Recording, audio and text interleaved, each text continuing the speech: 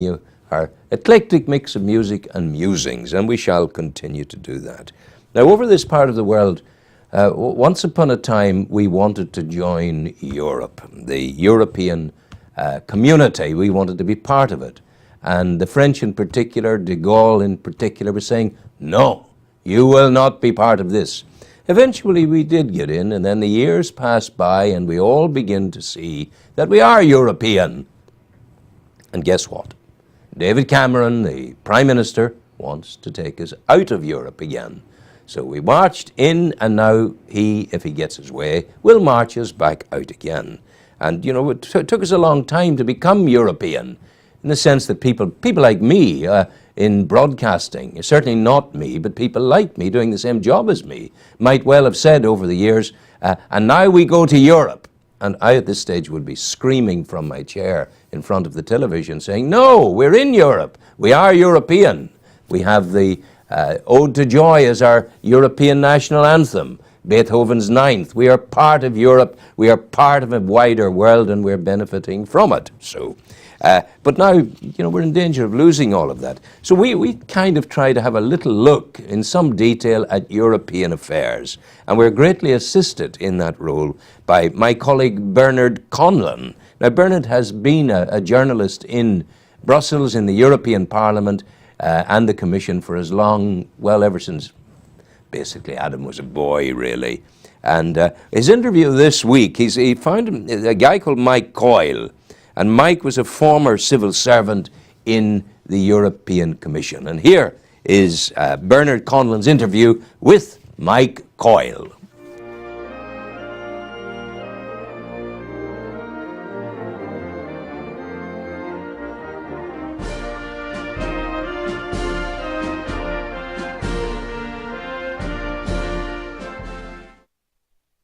We're joined in the studio here with a continental op of sorts, Mike Coyle, who worked for the European Commission in Brussels for many years, and who now, although he's retired quite a few years from the European Commission, goes over to Brussels at least once a month and keeps a watching brief on policy processes in Brussels, attends meetings of think tanks, and has particular interest, I think, in the Committee of the Regions. I think you were at a meeting there just recently, and his interest in subjects like energy, climate change, water supply, all these kind of things that affect daily lives.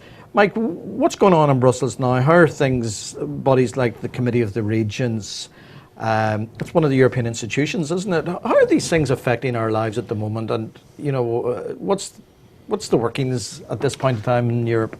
In my view, they affect us quite a lot. But I mean, I'll start by saying I was there last week. I was over in Brussels last week at an annual event. The Committee of the Regions run an event every year to show what's happening in the regions. It's an interesting event because all of the 320 or 325 regions send representatives there.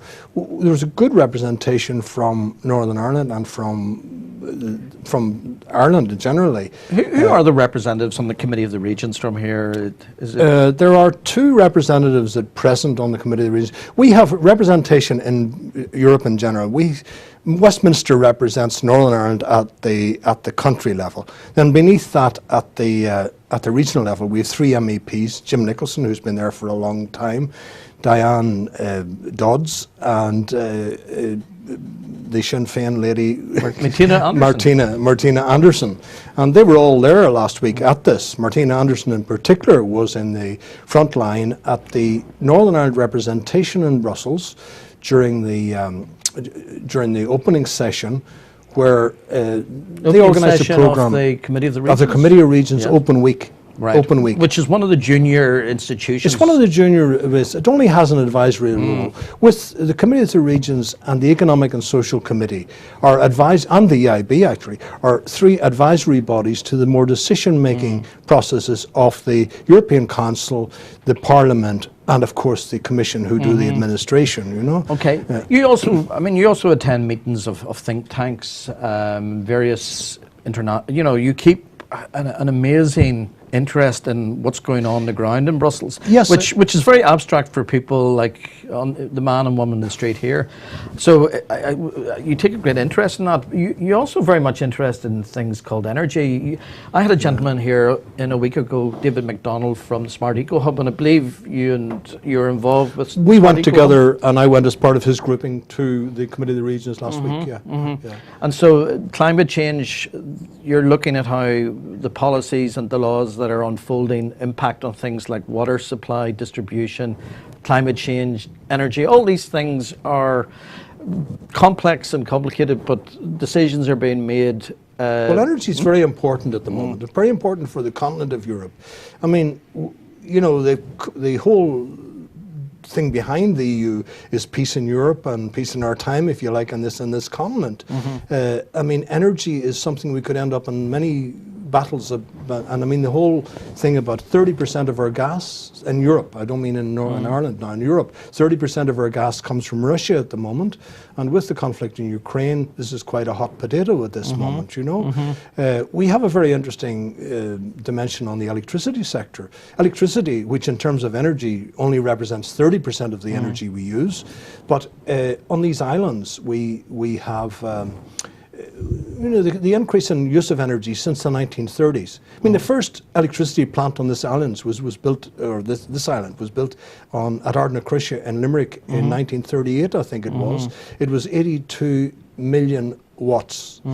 The whole island now needs 7,000 watts to keep us going, you know. 7,000 watts? 7,000 megawatts. 7 gigawatts. I'm trying to put it in terms of mega. Well, I tell you, Mike, the only thing I can say to that is what, but I don't think. Can I go on just a little bit? I mean, the issue of electricity and that. We're using a lot of energy, you're saying? We're using a lot of energy, but electricity was driven by the technical need and the demand for people flicking on the switches. The European community has passed new laws which tries to make electricity a commodity, each unit of electricity a commodity, and engages in a trading model for electricity, which will engage all of Europe, but particularly these islands, in a common electricity market. So Europe, what goes on within the corridors and within the working groups in Europe determines how the price that we pay for electricity, who supplies it, under what circumstances and conditions. We were talking a little bit earlier about this island, north and south, and there's an Anglo-Irish relationship. Britain and Ireland joined the European Union in 1973.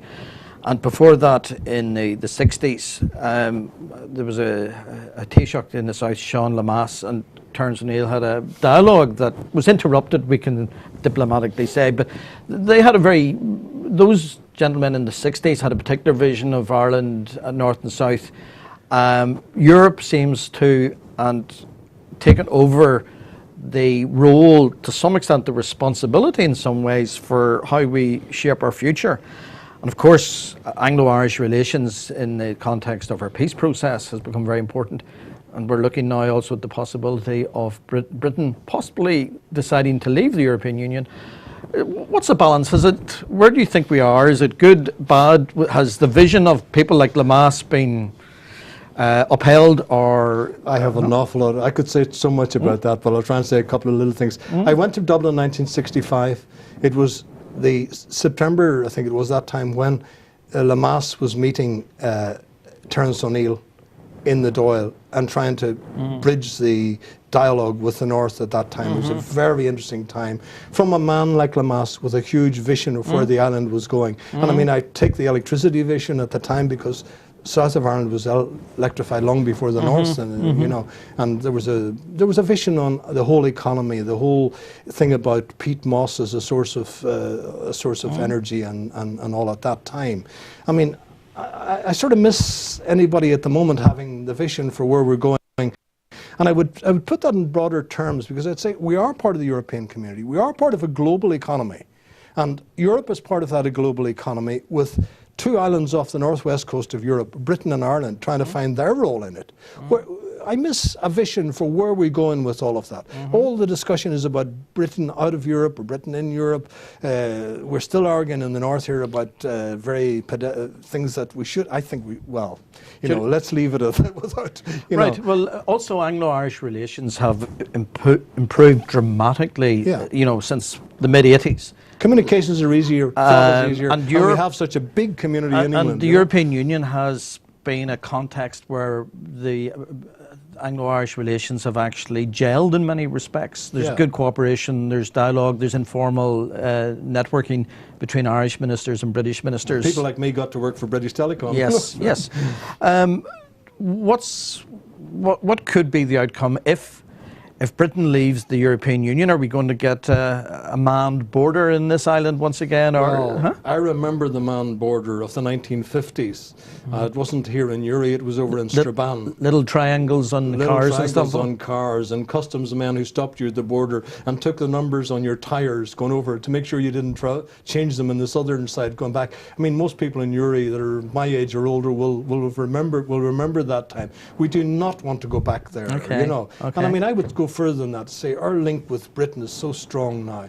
And I mean, Both parts of the island obviously are locked into that relationship. We have both locked into it and enabled by the ease of travel. I mean, I must admit, the time Knock Airport, I picked that one in particular because that was the west of Ireland, which was very difficult to get to Birmingham or London at the time. Nowadays Ryanair operates out of Knock, and I mean, people can commute. They can live in London during the week and spend their weekends in Mayo, and I think that's real progress and a real common interest between Britain and Ireland as part of a broader European Union, as part of a global economy. Okay, so just in conclusion, Mike, I think what you've said there illustrates some of the interesting lifestyle implications of the relations between our two islands and our situation in the broader European context. We're entering a period of a little bit of uncertainty. In one or two sentences, just sum up. We're at a funny kind of juncture at the moment. There's so much debate and so many big issues globally, and we're all a little stressed out about where we're at and where we're going, aren't we? Very hard to be on top of that. I would be the last one to say that I was on top of it. So does Europe have the solution to... You tell me whether Europe has a solution or not. Europe adopted... I think you're seeing a huge change in Europe at the moment. I think this new commission that's been appointed now, and there was a lot of controversy about the leadership of that commission. But this is the Juncker Commission. The Juncker Commission. I have been watching for the last 10 days. I've been watching a lot of the interviews with the new commissioners. The new commissioners are very high caliber people. Many of them are ex-prime ministers of their countries. And I think that there's a new willingness to engage. Europe used to see itself as very insular. I mean, we go back to the time when I went there, when France was the dominant force in Europe, and what the French said went. Now we have a much broader Europe where much more, France is still a very important part of the European Union, but there are other forces working in it, international forces, particularly international banking now. Big where subject, that's taken us. That's a big issue we could get into. I don't want to. And things like water. I mean, in the past, we local government, local authority provided our water. Now, water is being decided things, by large international private companies. Now it's a long way from the time that I was brought up in the Sperrins. When at 5 or 6 years old, I went to the local well with my mother, and we carried it home in a bucket. And I got a lot of interchange with that. We're now in a position where, water is interesting for me because when I went to Romania first, Romania, there was no money in the economy. I'm not an economist, but I was working closely with economists. And one of the things we had to do was to get money flowing in that economy from a European Union point of view to try and get the country working. And water infrastructure and water and wastewater going together, the processing of the waste as But this has been controlled by Europe, is it? Would things like... controlled by Europe? Or determined by the regulation context that Europe creates? Well, there is a regulatory context within Europe. Of course, yes, there is a regulatory context in Europe. But those regulations come about by agreement between 28 member state ministers and the politicians, and particularly now since the Lisbon Treaty, that is your representatives in the Parliament have their opinion on which regulation should go. The Commission might propose it, but it's only proposed when the countries have decided that that's the area they want to go into, and it's signed off by the governments with the Parliament. Right. Mike, just my impression, and you know, I'm from a journalistic point of view, I'm essentially a wordsmith.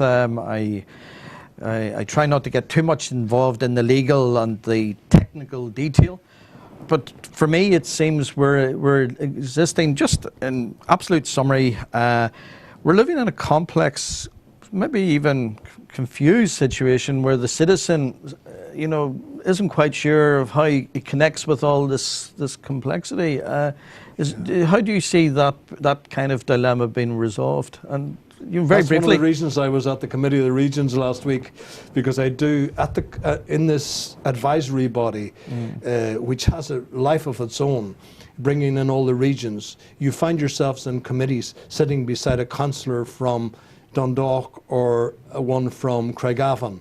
And the guy from Craigavon is also sitting beside the one from Dundalk, you know, in Brussels, where the issues are different. Finding out that countries like Belgium have the same difficulties with conflict, it's language there, religion here, you know. Many of our regions have similar problems that we have. We can learn a lot from them. Now, it's not an answer to your question directly. I think it is actually. I think what you're saying is basically there is a way by which somebody from a local council in any part of Europe can meet each other informally and formally in Brussels and actually exchange their experiences and seek solutions. Is that? Yes, that's what I'm saying. But it doesn't have to be Brussels, you know. I mean, yes, it can be in Belfast or Dublin or Bucharest that is happening. Or Helsinki. We saw that through the Smart Eco Hub, that there's connections, cross-border connections, cross the water connections, if you want to use that Smart phrase. Eco Hub in recent times organised a workshop in Austria. They took some people to Austria to see how Austrians were using biomass. Very good. And biomass is very important, could be very important in our Mike, context. we could go on talking for another 2 hours, but I think we better leave it at that. Thanks a million, Mike, for coming in and throwing a little light on your background, your experience of Europe, and how you see what's happening in Europe and how that impacts on us here in this island and within Britain and Ireland. Thank you, Bernard. I'm not sure it was a good answer, but it was an attempt. It was interesting. Thank you.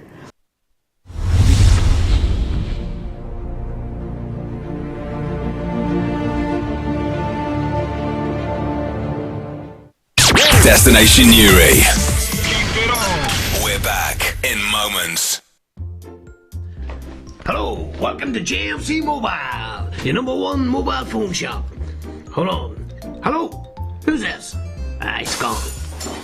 Now, have you seen the new Samsung S3? Look at this here, touch phone, the whole lot, touch screen, the whole lot. Hold on, we'll give John a ring. Hello, John?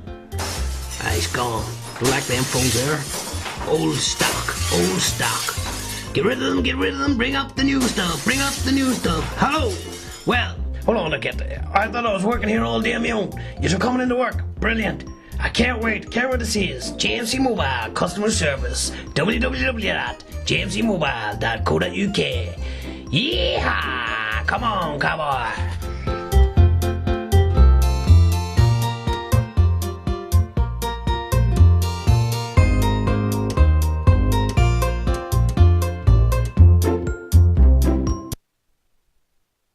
Trainer's Bar, located in the heart of Camla, has a comfortable atmosphere, affordable drinks with a new outside smoking area.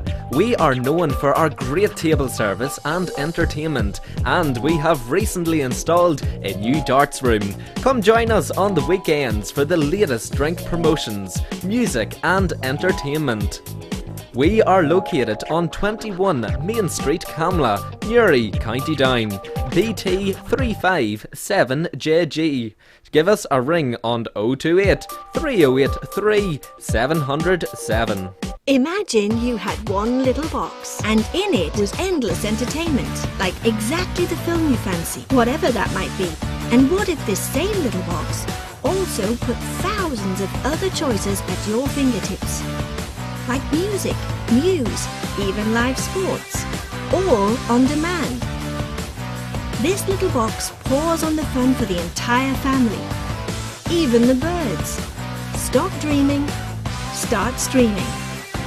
Get Roku, tons of entertainment, one little box.